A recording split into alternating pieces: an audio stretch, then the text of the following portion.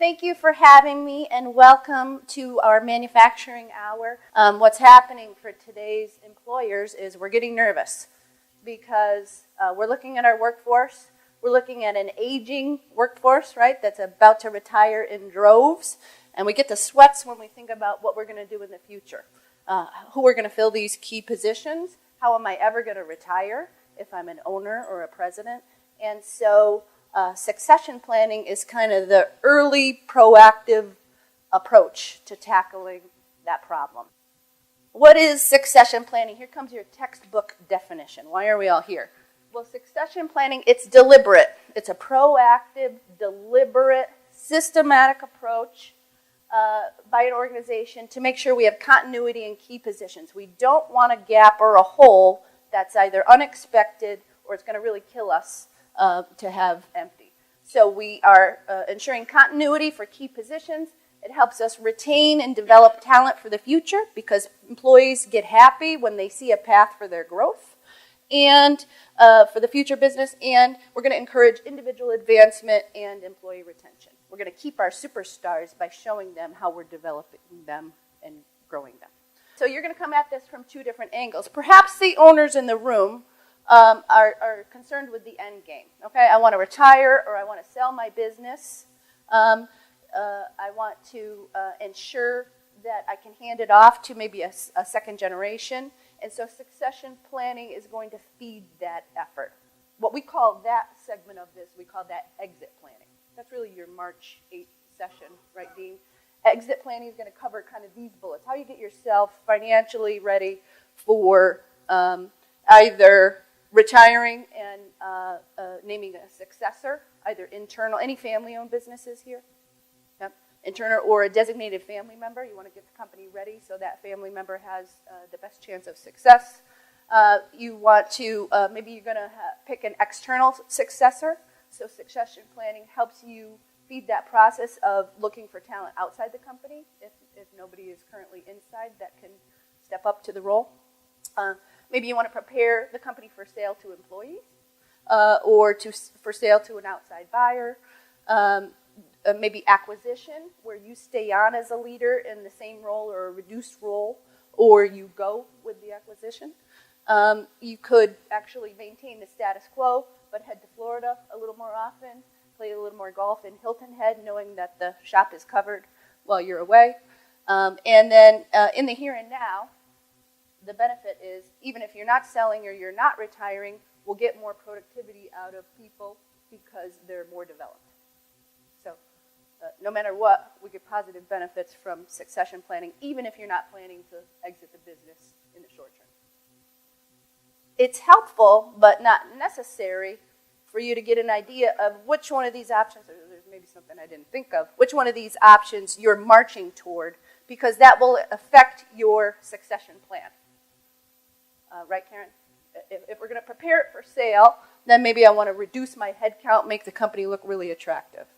If I want to develop my son so he can take over the company, then my succession plan is going to involve me spending a lot more time with him, growing him, for example.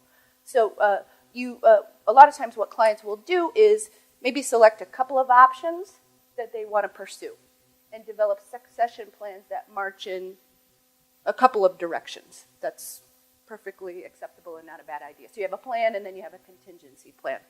So it's not as if you have to select your exit strategy right now. It is helpful to get started now on kind of identifying which path you're going to go down and starting to prepare for it.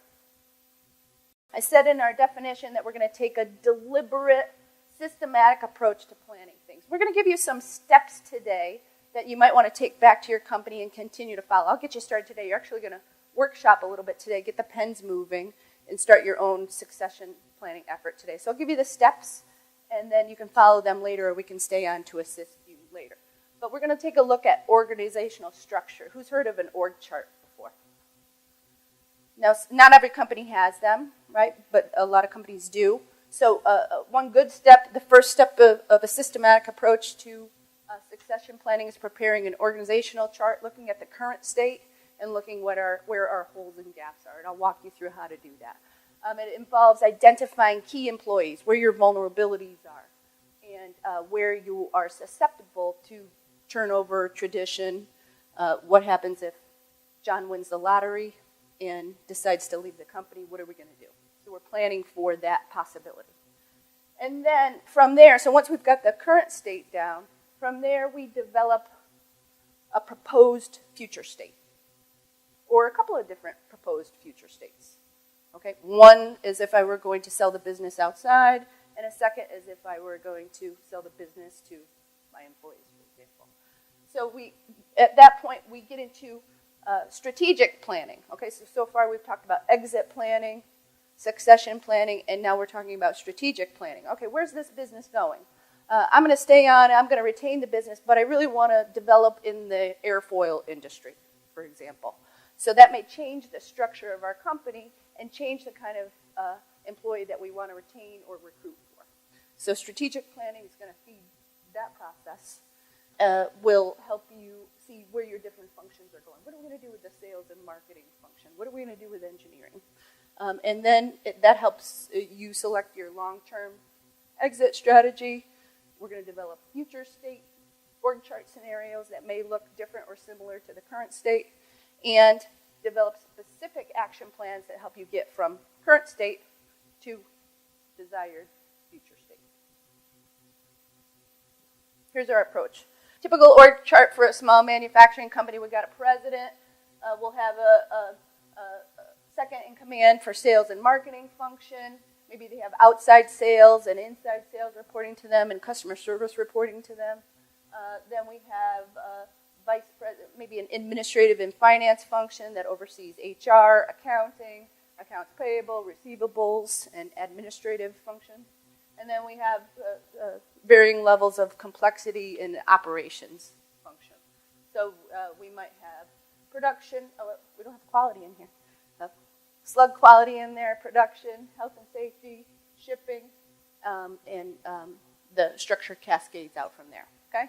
So typical small company org structure, and it's important to get this down in order to feed your succession planning.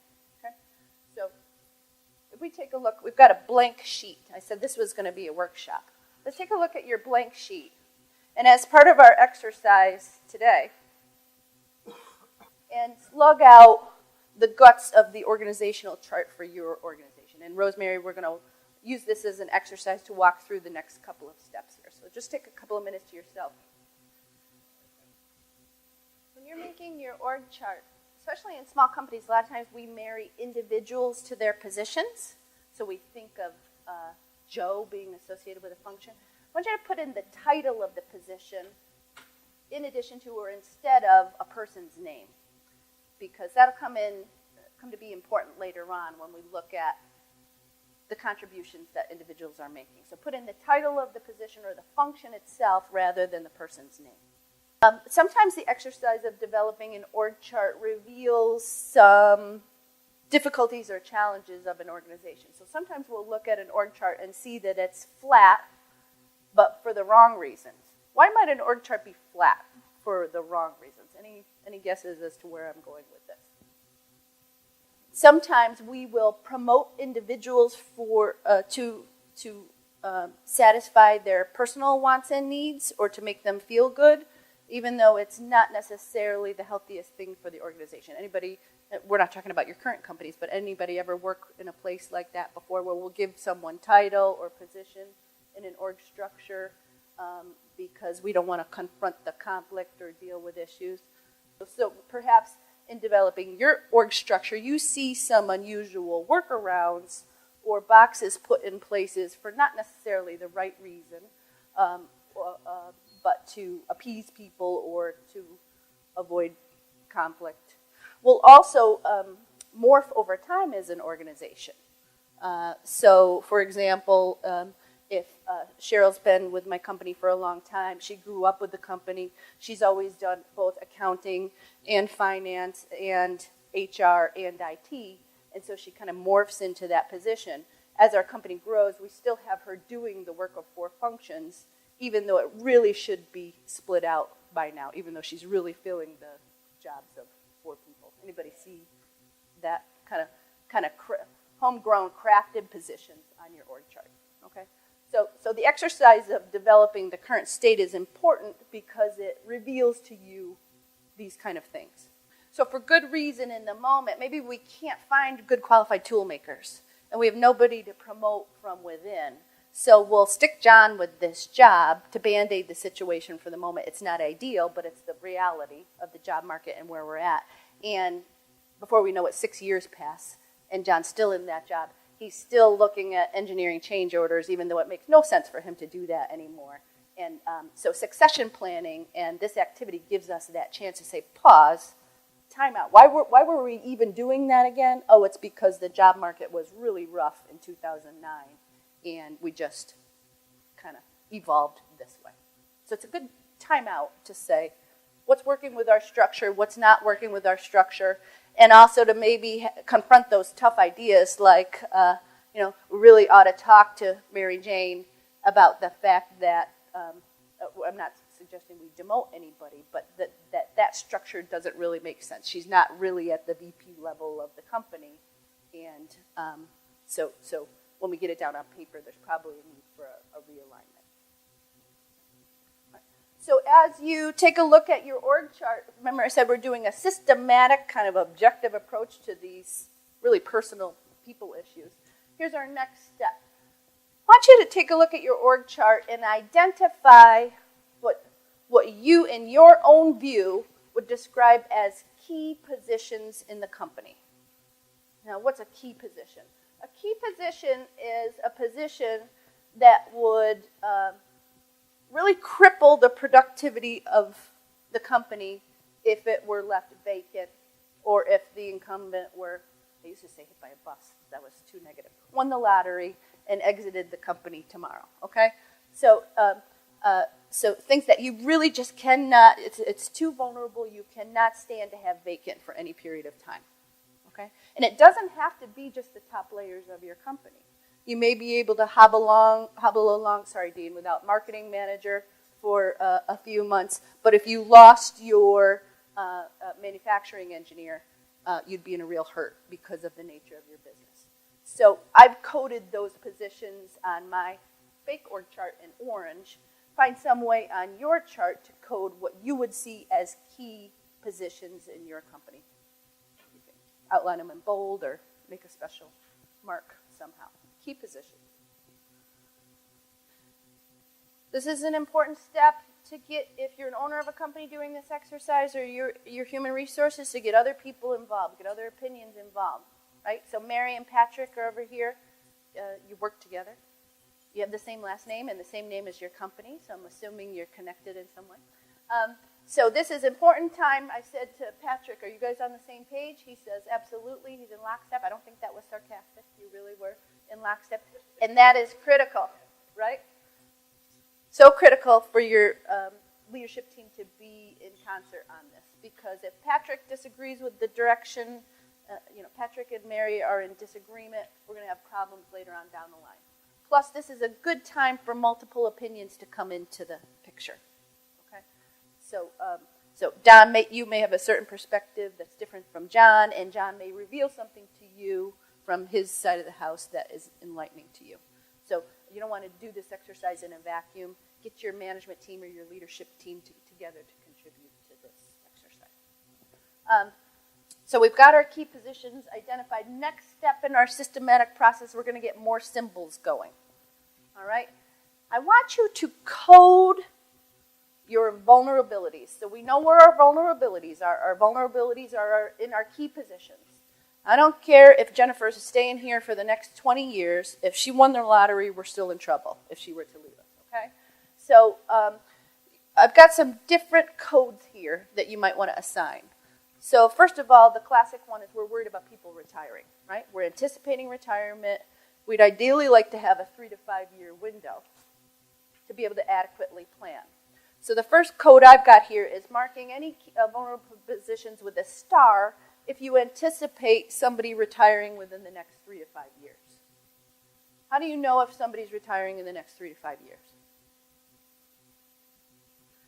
Ideally, we would ask them, right? We sometimes feel nervous, not age. This is, cut the microphone. We sometimes feel nervous to ask incumbents what their plan is, right? Why are we nervous, Janice? We're nervous it's going to look like discrimination.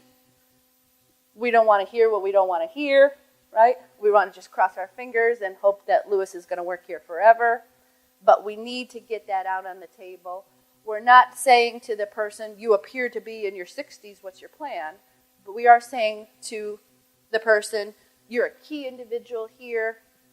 What's your plan for the next 5, 10 years? We'd love to have you with us. What's your plan for the next 5 to 10 years so you can help us participate in succession planning efforts? That's perfectly fine and advised to ask somebody. We got to know, okay? So if you don't know, as you're looking through your org chart, get around and talk to people and ask them what their plans are. I would even ask to the Jennifers of the world what her plans are. You don't appear to be retiring in the next 3 to 5 years, but I would want to know what's on her mind as well. Why would I want to ask Jennifer what her plans for the future are? So you can plan for the future. Say I get from that conversation that she is remarkably happy working here, and it's the best job she's ever had, and she's perfectly content. Now we have great knowledge. Good. She could potentially be fibbing to us, right? I don't know what I agree with that. I think if I'm in there with Jennifer a lot, and I'm relating to her, and I'm bonding with her, and I'm having these conversations with her frequently, I'm much more likely to get a straight answer than if I never talk to her and I come around when it looks like she's planning to retire. So that's why succession planning is all about starting now, so that when you need these things to happen for you, they're available to you. So even with apparently younger employees, we want to get in there and build that relationship. So she's more likely to give me the heads up if she's going to bounce for 50 cents rather than surprise me. So we want to talk to all our employees about their future career plans. If I talk to Jennifer, what other, so she tells me she's reasonably happy, but she's upset about this certain factor. She doesn't like working for Patrick. Patrick. He's really difficult. What do we want to do with that information? Is that valuable for us to know? We probably don't want to hear it. I did not want to hear that. Now I have to do something about it, but we would rather know than not know. Okay? Then I can get into, how serious is the situation and what's your plan for the future? She says, I got to be honest, Kelly, I'm looking. It's gotten that bad. Well, now at least we have an opportunity to work to retain her if we want to, deal with Patrick because it's maybe not related to just Jennifer, and kind of actively solve the problem. So better to know in all of these situations than to not know and cross our fingers. That's it. That's the element of succession planning we want to take advantage of. Okay? So our first star is people who are anticipating retirement within 3 to 5 years. Now say you've got, on our sample org chart, you might have 3 people in your milling department. Okay? We can break that down. See, I've got 2 stars in my milling department. That tells me, according to my chart, that 2 out of those 3 are expected to retire. And I got 1 that's planning to be here for a while. Okay, so you can break your chart down in those ways. Now, what about our second circle here is marked, a pink circle, a critical performer with tribal knowledge not easily transferable. That sounds like consultant speak. What do you suppose that means? Critical performer with tribal knowledge not easily transferable. I've got stuff in my head that's going to take, that has a long learning curve to get out, or I have a great relationship with our customer base that is not going to just transfer to a new hire. So we're really vulnerable because a lot is concentrated with me. I know you have those situations. You have expert craftspersons who are doing grinding work that's a skill that it takes 15 years to train somebody on. Okay, so if we're succession planning now, we're probably already behind the curve on that, but that's okay. We're going to cut our losses and get ourselves in as good a position as we can. Okay, so go ahead on your org chart and mark down any critical performers. Maybe you've got a star and a circle next to the same person. Now we're really doubly in trouble. Ralph is sweating over here. Okay, a star and a circle next to the same position is fine, but mark your critical performers. They may or may not be on top of a key position either. Okay, so now see here we've got this accounting manager. He knows a lot. He carries a lot in his head. He's not a great trainer. He doesn't like to share information with people. He holds on to it. Okay, but he's not a key and vulnerable position, so it may not be the first thing we hit on our succession plan, but we've coded it appropriately. Next, we got a triangle. Here we've got an underperformer who's not meeting expectations, and we expect that this person may leave the company, either voluntarily, on their own accord, or involuntary. We ask them to exit the company, okay? So for example, we've got EJ. You have to put up with this because I'm the speaker. EJ's in our office assistant role. He's not cutting it. We're frustrated with him. We've had a lot of performance discussions with him. We're kind of crossing our fingers that he's going to leave, but he never does. So we're going to ask him to exit, okay? So I'm marking those, and this is something that you don't necessarily want to get out. Treat your sheet accordingly here. But I'm going to mark that with a triangle, okay? So for EJ, our office assistant down here, he's not in a key position. So that's less of something that we're going to worry about versus our production manager, okay, who's underperforming in his or her role. That's much more of a concern for us. All right, last button we have here, it's our plus sign. Okay, this is for now I'll really make EJ upset. Diane is our superstar. She's a candidate for promotion, as a matter of fact. Okay, so she's over here. She's in the outside sales manager role. Okay, she's a candidate for promotion. Probably when this guy retires, Diane's going to move up into that slot according to our prediction for a succession plan. So we're going to put a plus next to Diane. And when she moves up, what's going to happen with our key position? We're blank. We're vacant. Okay, so that's a difficulty there. So we see Diane's progression up the org chart. Okay? Take a look at your org chart and finish up your coding. This exercise right here is helping us prioritize our hot jobs to tackle. So there's our systematic approach. We've just completed our current state.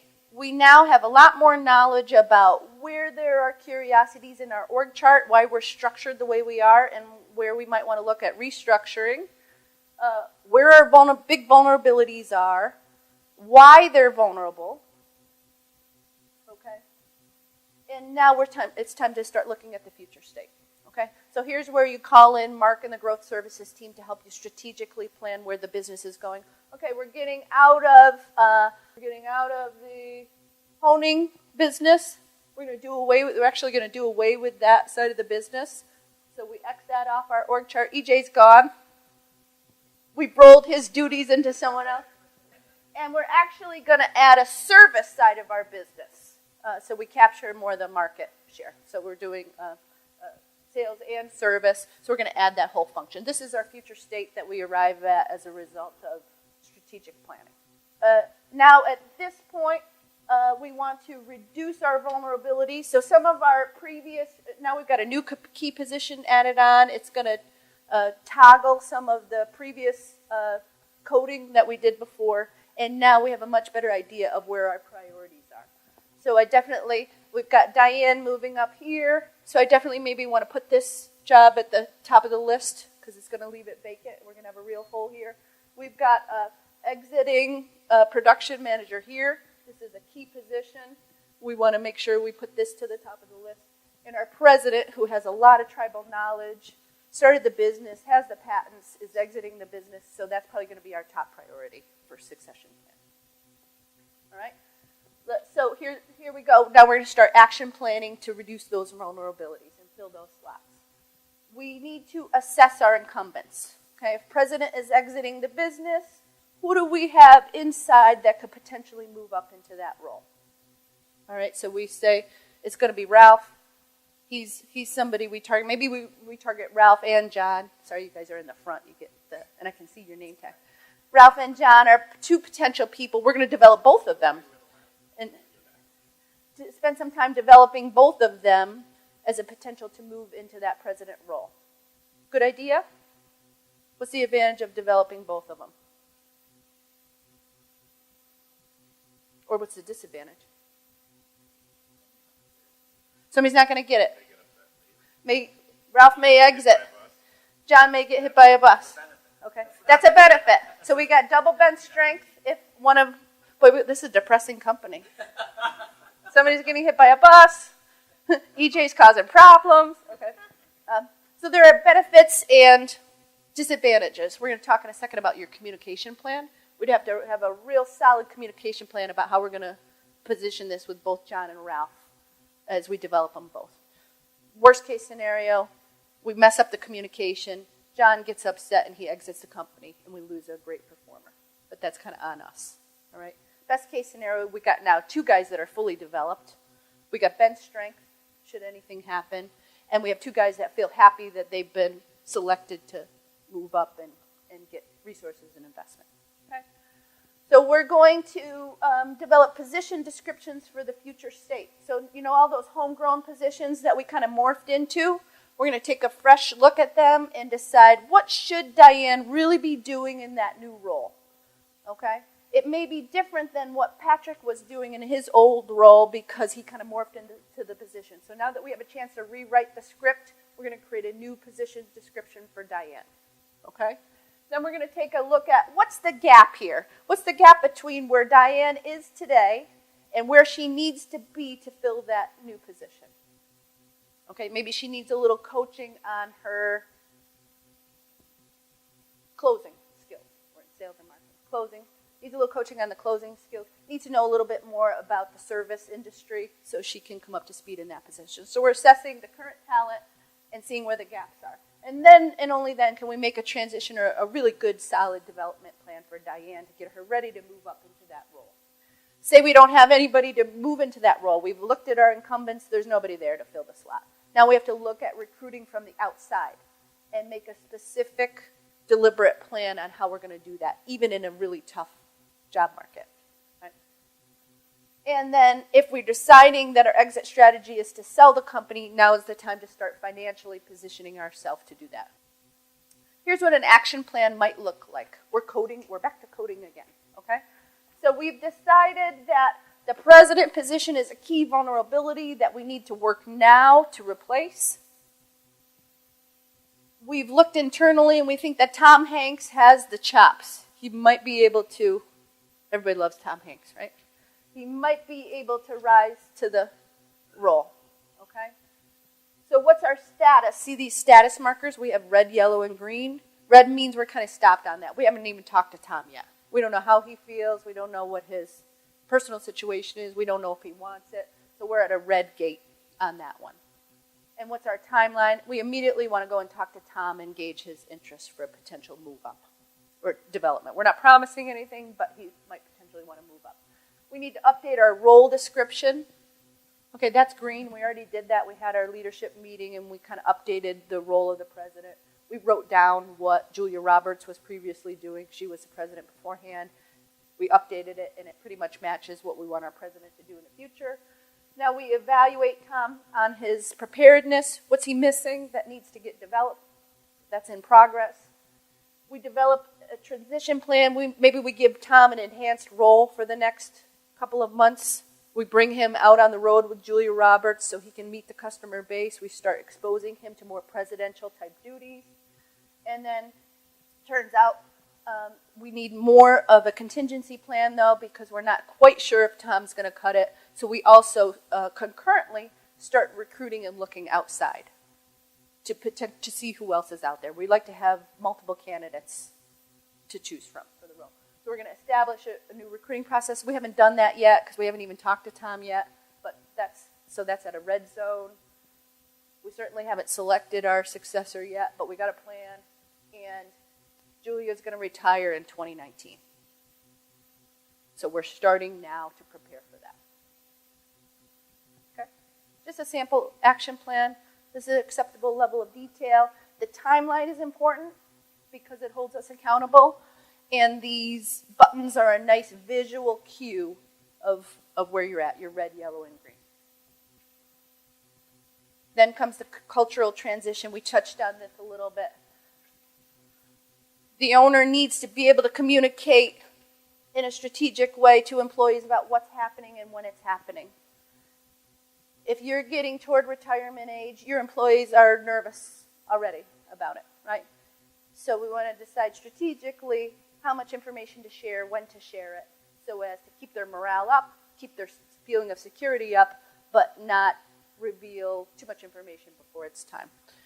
We also need to talk about how we're going to talk to incumbents about their current performance, where they're going, so all of this has to be planned and coordinated with our succession.